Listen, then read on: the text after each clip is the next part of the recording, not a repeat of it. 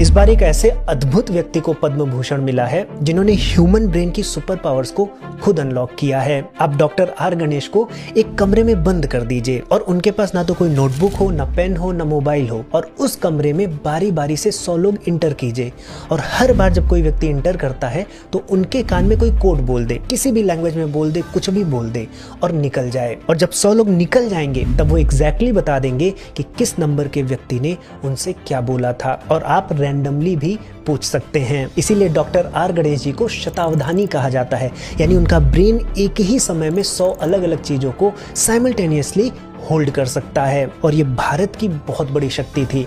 शतावधानी नहीं, पहले सहस्रावधानी होते थे, यानी कि वो 100 क्या 1000 चीजों को एक साथ याद रख सकते थे। और केवल याद नहीं रखते थे, केवल वो ये नहीं बताएंगे कि उनसे 1000 लोगों ने क्या कहा, बल्कि अगर उन 1000 लोगों के कहते समय कहीं घंटी भी बज रही थी और अगर कोई ये पूछ ले कि इस पूरे इवेंट में वो घंटी कितनी बार बजी थी, वो भी वो बता देंगे। तो बेसिकली इस विद्या को अवधान कहा जाता है।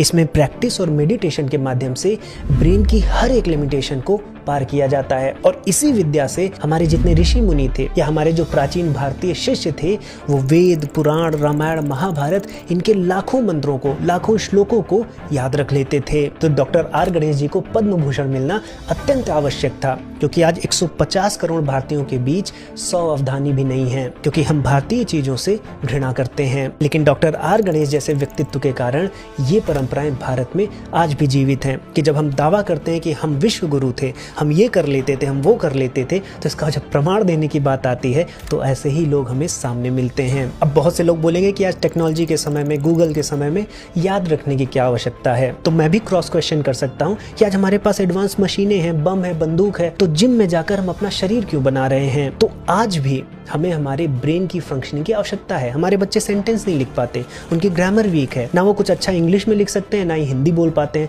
तो हम करना क्या चाहते हैं? आपको जानकर हैरानी होगी कि डॉक्टर आर गणेश 18 भाषाएं बोलते हैं, सैकड़ों बुक लिख चुके हैं, हजारों परफॉर्मेंस दे चुके हैं। तो क्या हम अपने बच्चों को ऐसा नहीं बनाना चाहते? तो हमें अवधान विद्या को स्कूलों में लाना पड़ेगा। कभी कभी तो मेरे मन में एक क्वेश्चन उठता है कि इतनी अच्छी चीजें हमारे स्कूलों से कैसे मिसिंग हैं। इसलिए इस अवधान विद्या को समझने के लिए मैंने डॉक्टर संपदानंद मिश्र जी के साथ एक पॉडकास्ट भी किया था, क्योंकि उनकी वर्षों की रिसर्च है। ऐसे जो थोड़े बहुत अवधानी बचे हैं वो उनके साथ मिलकर इस विद्या को रिवाइव करने में लगे हुए हैं। तो आप इस पॉडकास्ट को अवश्य देखिए, इस विद्या को समझिए और हम भी ये प्रयास करेंगे